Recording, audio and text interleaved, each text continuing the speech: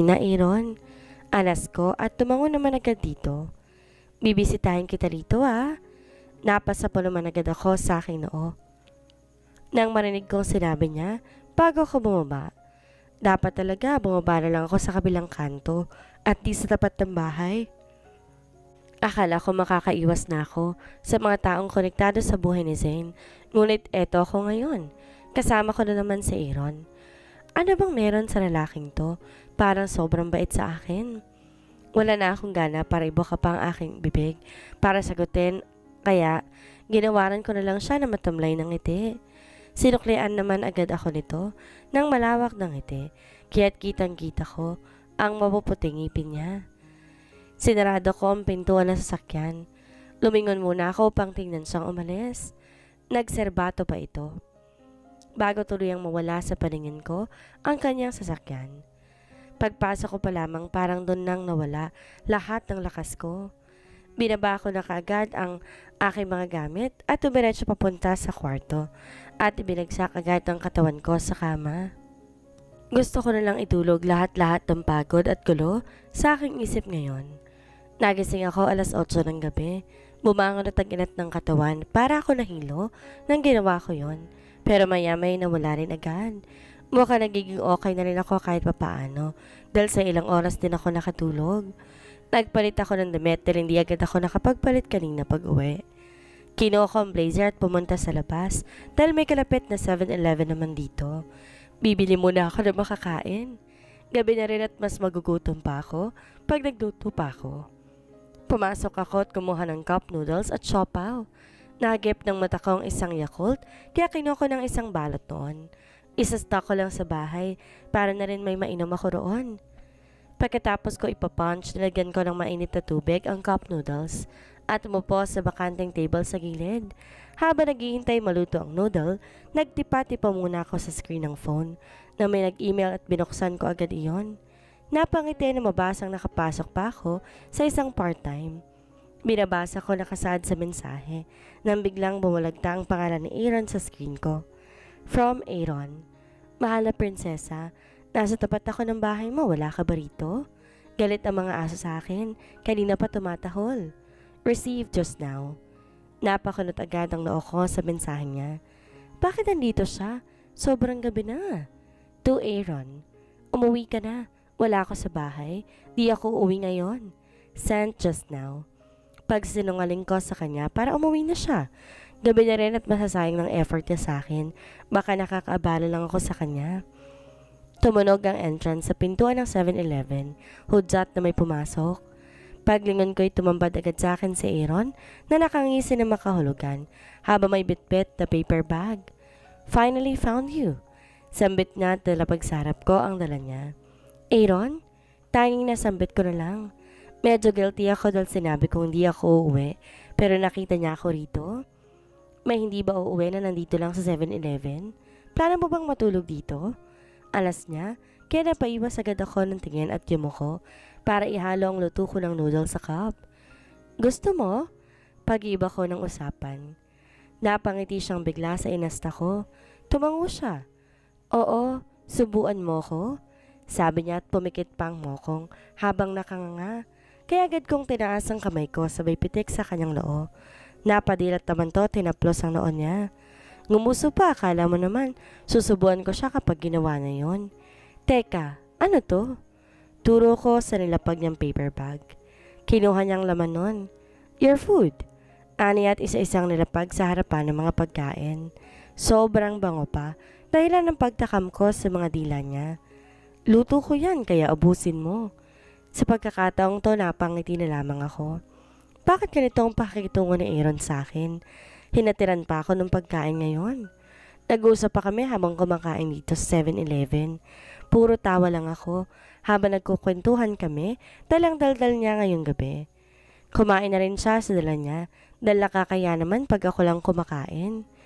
Binuksan ko rin ang Yakult na binili ko para sa kanya at tinanggap niya naman agad dahil paborito rin daw niya iyon.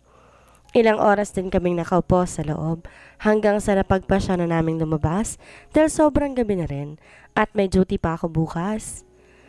Nakapasok na ako ng bahay at si Aaron umalis na rin. Sinabi ko kaninang pumasok muna siya pero tumanggi na to dahil may pupuntahan pa rin siya. Sinabit ko na rin ang blazer ko na sinuot kanina at pumasok na ulit sa aking kwarto. Di ko maiwasan itanong sa sarili, swerte nga ba ako dahil nakilala ko si Aaron? Bumuntong hininga ko, pirikit ulit ang aking mata. Inaantok na rin kaya itulog ko na lang siguro ulit to. 3:00 na at out ko na rin. Nagpaalam na sa mga kasama ko at pumunta ng CR para magpalit ng suot na damit. Pagkalabas, naghintay na ulit ako na masasakyan jeep para tumungo ulit sa isa pang restaurant. Yun ang nag-email sa akin noong nakaraang linggo. Mabutit nakapasa ako sa interview noon kaya nakapasok na rin kagad. 5:00 ang trabaho ko doon hanggang 10:00 ng gabi. Bale, 5 oras din ako magtatrabaho doon. Kalya, linisin mong table 3 at 4. Joanna, imop mo ang sahig dahil tapunan daw yun ng tubig kanina sa isang customer. Tumango agad ako sa inuto sa akin, pati rin ang kasama kong bago, si Joanna. Nalagay ko ang spray sa belt na may mga bulsa at nilagyan din yun ng 2 basahan. Ang isa'y basa, ang isa'y hindi.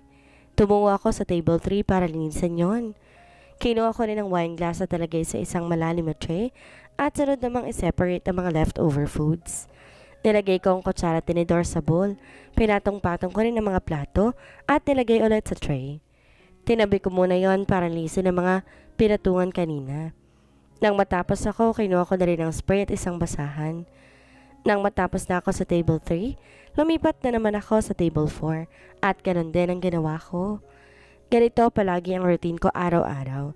Simula umalis ako sa bahay ni Sir Zane. Madali rin naman ako naka-adjust sa mga part-time ko dahil bugbog din sa trabaho ang katawan ko nung bago pa lang din ako sa buhay ng amo. Habang binibesi ko masyadong aking araw, atensyon at sariling katawan sa trabaho, unti-unti ko na rin siyang kinakalimutan sa aking puso at isipan. Ganon pa rin. Kada uwi ko, sinasampa ko kagad ang pagod kong katawan sa kama para matulog. Sa mga araw ng day off ko, ginugugol ko lang sarili ko sa kwarto para lang matulog ulit. Minsan nakakita ko si Zane sa panaginip, kaya minsan napapaisip ako, baka itong dahilan kaya gusto kong matulog dahil sa panaginip ko na lang siya pwedeng makita. Aaminin ko, di rin madali lahat ng yon. Walang gabing di ko siya maisip bago ko ipikit ang aking mata at maski nga pagdilat ko, ay siya agad ang hinahanap ng mata ko. Minsan iniiyak ko na lang pagka-miss ko sa kanya. Ang laki pala talaga ng epekto mo sa akin, Sir Zane. Magdadalawang buwan na, ngunit di pa rin kita magawang kalimutan. Bumangon ako ng madaling araw para maghanda. Ini-on ko na rin ang heater upang magpakulo ng tubig.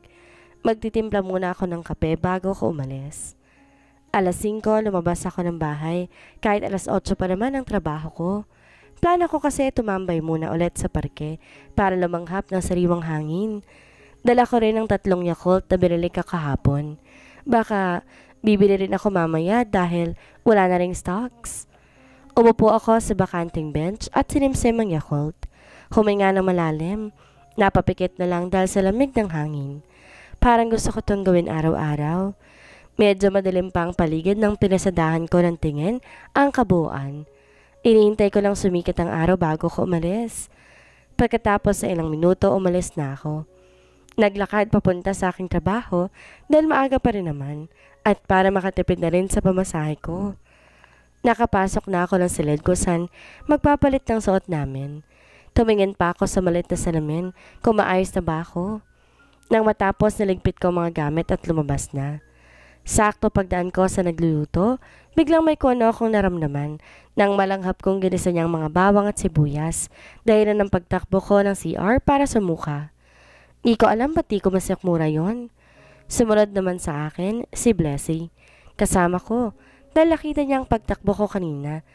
Dahilan ng pagtataka, okay ka lang ba? Tumango ako at sumuka na lang ulit. Grabe, ano to? Baka naman may nakain akong masama kaya dahilan ng pagsuka ko. Umiling agad ako sa pangalawang tanong niya. Wala naman. Okay naman ako. Nandiri lang ako nung naamoy ko yung luto ni Teresa.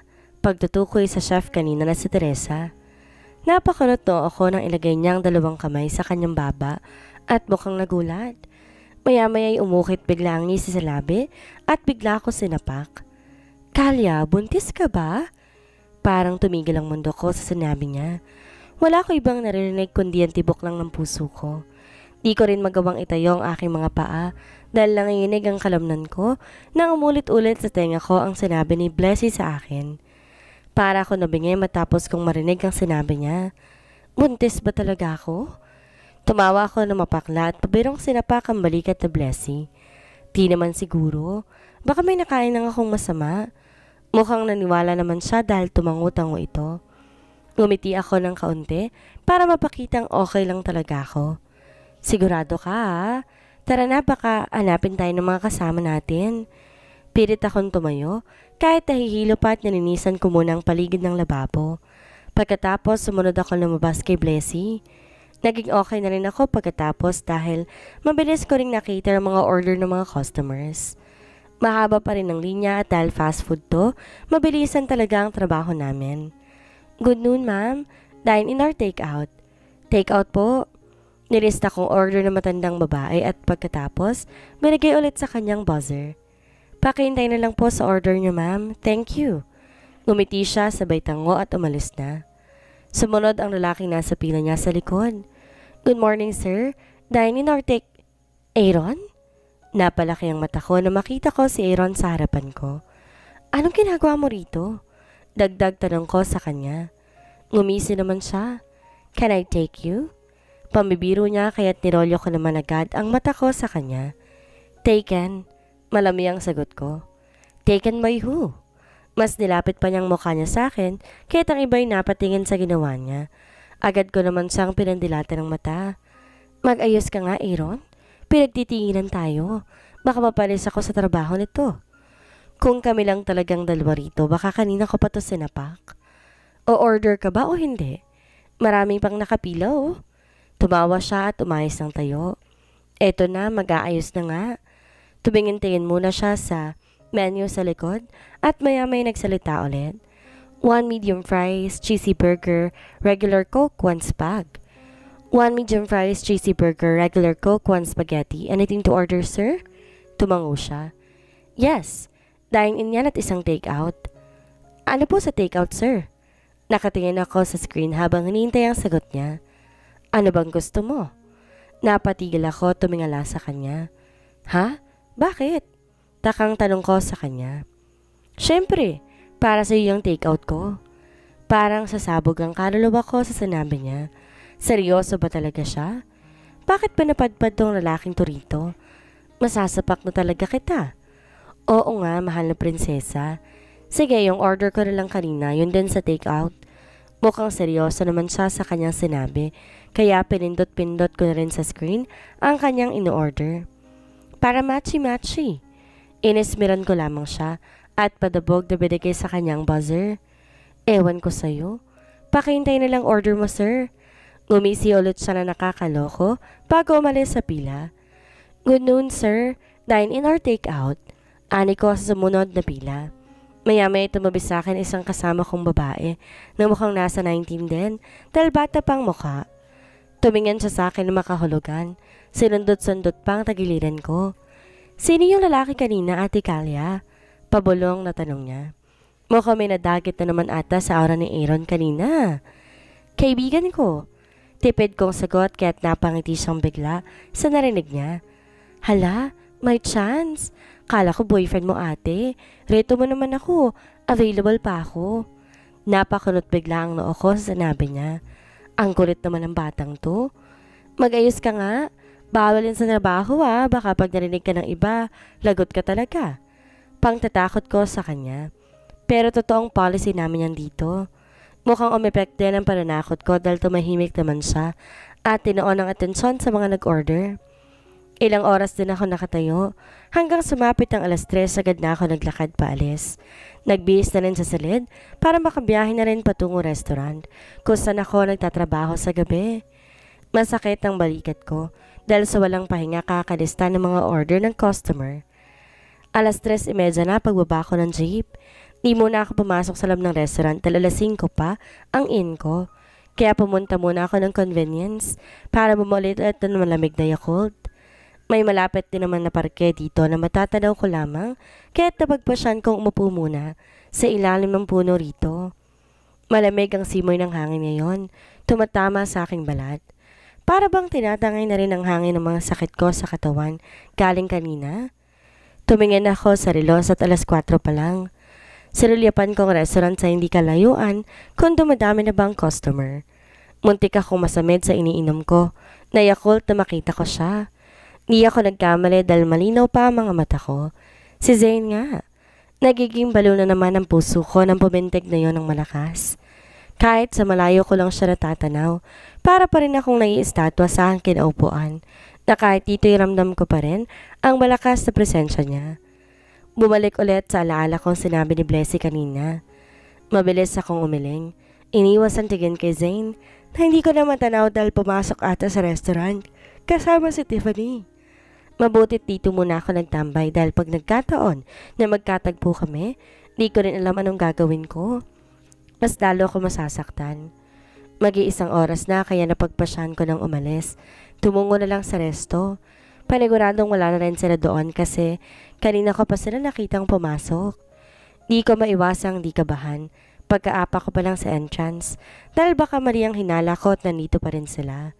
Ngunit parang nabunutan ako ng agad ng tinik na makumpirmang wala na nga sila roon. Di pa ako nagiging tama sa hinala ko noon eh. Buti ngayon tama na. Pumasok ulit ako sa silid.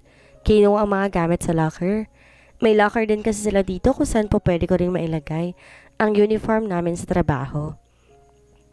Pagkatapos magbihes, kinuha ko ang pang-ibabang apron. Oras na rin para maglinis ng mga pinagkainan ng mga customers na kaalis lamang. Table 8 at table 10, Kalya. Utos ng kasama namin, kaya mabilis din akong tumungo roon. Dala ang mga gamit panglinis sa tray. Nang matapos na nga ako sa table 8, tumungo na rin ako sa table 10. Nilagay ko na sa tray ang mga wine glass, plates, caviar spoon, cake at pie server, luncheon knife at iba pa. Palihim ako na pamangha dahil itong nakaserve dito, pang mayaman talaga ang presyo. Hindi basta-basta, may caviar pa nga eh. Di pa inubos? Nang matapos kong linisin ang table, nagip ng mata ko ang trench coat na nakasabit sa likod ng upuan. Mukhang naiwan ata to ng customer. Kinuha ko yon para sana ibigay sa lost and found nang mapatigil ako sa pamilyar na amoy na yon. Matagal ko nang dito naaamoy, kaya hindi ko masabi kung saan ko to naamoy dati. That's mine. Agad nagsitaasa ng mga balahibo ko nang marinig ang malamig na boses na yon. Napalingon agad ako sa likod para makumpirma kung totoo nga ba ang narinig ko.